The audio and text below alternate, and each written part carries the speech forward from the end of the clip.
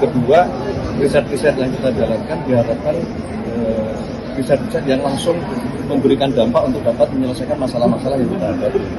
Menambah anggaran riset kita sampai di angka 4 triliun.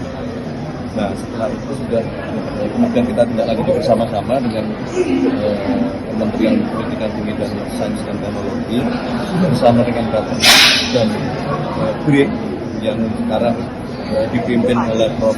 Arief Satria, mantan Rektor ITB, untuk menyatukan semua riset kita.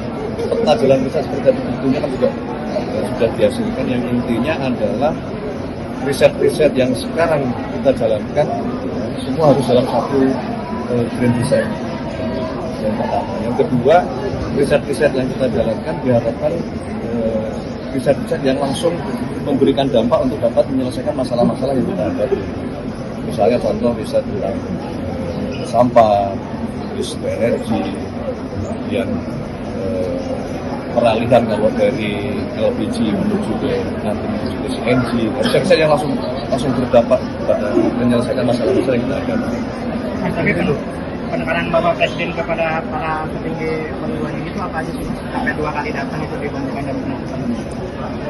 Ya, sebagaimana yang di awal pembukaan disampaikan bahwa bagi Pak Prabowo, bagi Bapak Presiden, ya para dekan, guru besar, rektor itu adalah pribadi-pribadi yang terpintar yang dimiliki oleh sebuah bangsa. Dari situlah tentu beliau berpandangan bahwa dalam rangka menyelesaikan seluruh masalah bangsa kita yang sekarang kita hadapi, ya beliau ingin mengajak seluruh sivitas akademika untuk mari bersama-sama. Individu-individu yang memiliki keahlian di bidangnya masing-masing, mari bekerjasama untuk saling mengeluarkan kemampuan terbaiknya di bidangnya masing-masing, tetapi dalam satu kerangka kebangsaan. Nah, kemudian ada permohonan kalau Bapak Presiden waktunya luang dari panitia menyampaikan apakah berkenan untuk menutup acara konferensi kali ini dan mungkin sekaligus kembali memberikan arahan-arahan dan pandangan-pandangan kepada Presiden. Tapi banyak ilmu baru dari Pak Presiden yang diajarkan kepada kita semua. Itu. Oke. Mas izin Pak Yusuf lain. Terima kasih. Mas. Hari ini acaranya adalah konferensi sains teknologi industri. Ya. Nanti pada waktunya nanti akan kita sampaikan. Saudara-saudara, jangankan usul dari profesor, usul dari anak di desa yang sampai langsung ke saya lewat TikTok atau lewat, saya segera tindak lanjut, saudara.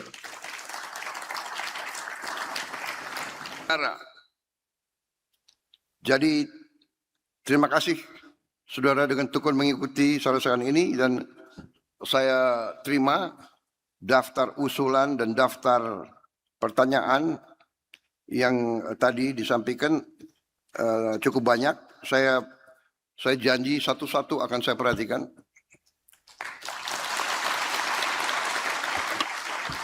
Saudara-saudara, jangankan usul dari profesor, usul dari anak di desa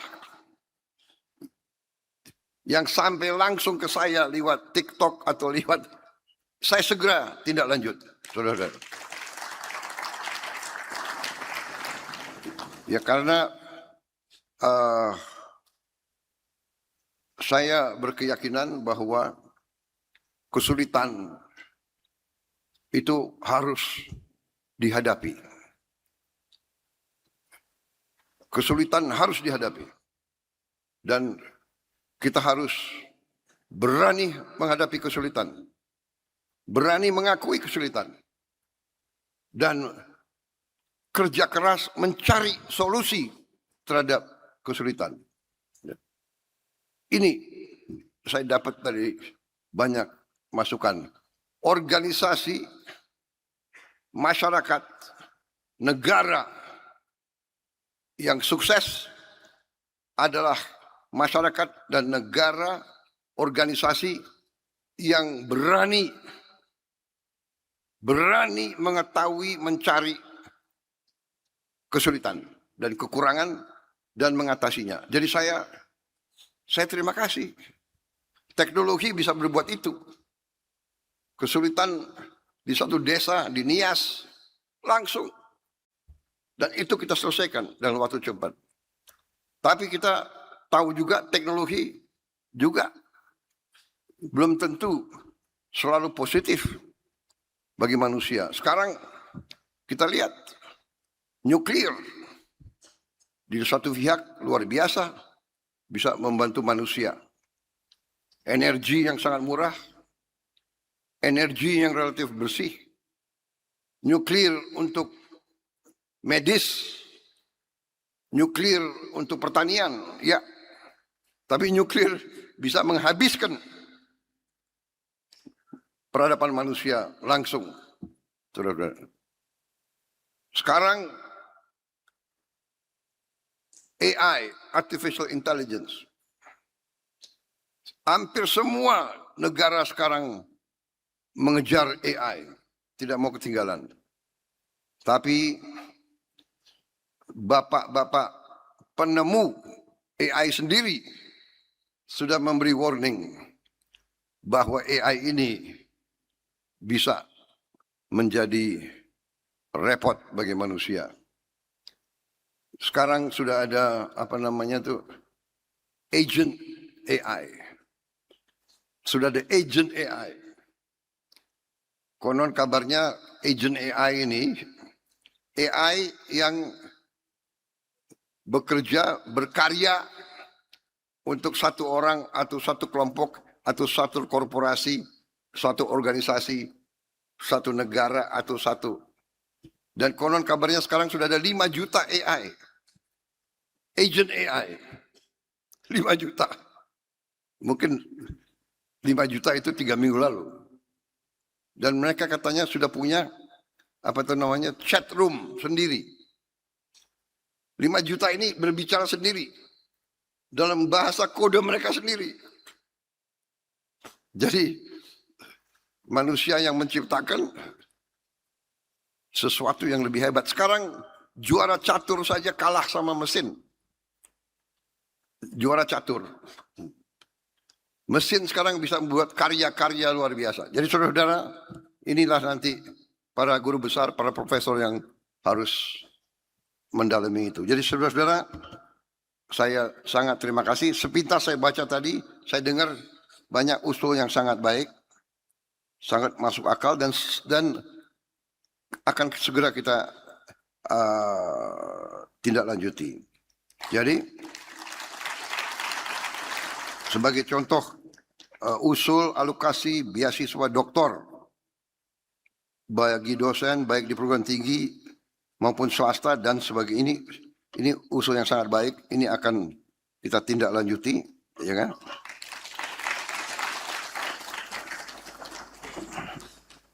Tadi juga usul sektor industri biaya riset diusulkan agar tiap BUMN mengalokasikan sebagian laba mereka untuk riset dan untuk riset, ya, inovasi. Ini bagus usul. Masalahnya BUMN ini ada labanya enggak? Sekarang mulai ada. Terima kasih. Danantara mana? Ya. Terima kasih. Nah, itu kan sudah mulai botak terus itu. Terima kasih. Satu tahun ini sudah mulai ada laba. Ya. Masalahnya kemarin ini BUMN ini ya kita sudah tahulah, ya. Sudah lama jadi orang Indonesia, saudara sudah mengerti. Ini sedang kita bersihkan, sedang kita tertibkan. Dari 1000 lebih BUMN sekarang kita sudah tutup lebih dari 200. Lebih dari 200. Nantinya kita akan bikin tinggal 300 lah. Ya. Bagaimana Pak Oscar Doni? Ujungnya kita bisa berapa BUMN? Ujungnya nanti 250. Bayangkan. Lebih dari 750 kita tutup. 750 dirut. 750 direksi. Kali 4 atau kali 5. 750 komisaris. Kali 10.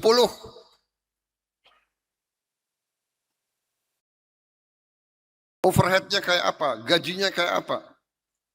Saudara-saudara, ini uang rakyat semua.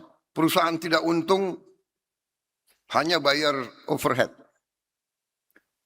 Saudara-saudara sekalian, kita mau sekarang rasional, efisien. Dan ini kita buktikan.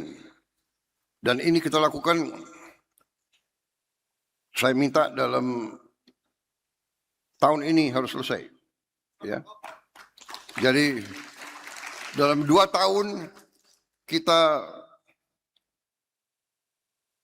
akan bikin BUMN lebih efisien, lebih transparan, lebih bekerja untuk rakyat. Saudara-saudara, jadi banyak sekali usul yang saya lihat sangat positif, ya. Tadi dari Bengkulu juga strategi bagaimana dari pengolahan bahan baku menuju penciptaan produk akhir. Saya kira ini yang kita cita-citakan. Tapi harus melalui proses itu dulu. Untuk proses pertama saja, proses kita ingin pengolahan di Indonesia itu membutuhkan suatu usaha yang sangat besar. Tapi insya Allah kita akan menuju ke situ. Ya. Kemudian usul-usul lain tentang kerjasama dengan institusi luar negeri, melibatkan kampus-kampus universitas di semua bidang dan di semua daerah. Saya kira ini benar, nanti kita akan ke arah situ semua. Kemudian ini banyak sekali, nanti kita akan selesaikan semua. Saya kira itu ya sementara, dan ini ada catatan bahwa mohon perhatian Bapak, wartawan masih ada di 5 menit pertama Bapak Presiden. Dengan hormat, saya mengundang para wartawan untuk minum kopi di luar. Sudah.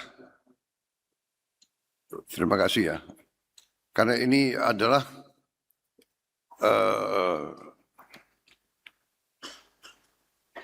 penutupan, tapi di mana sekaligus sesi terakhir saya untuk sarasehan kali ini. Saudara-saudara, benar saudara-saudara, ini saya subscribe, share, like, and comment. Subscribe, share, like, and comment. Subscribe, share, like, and comment. Subscribe, share, like, and comment. Subscribe, share, like, and comment.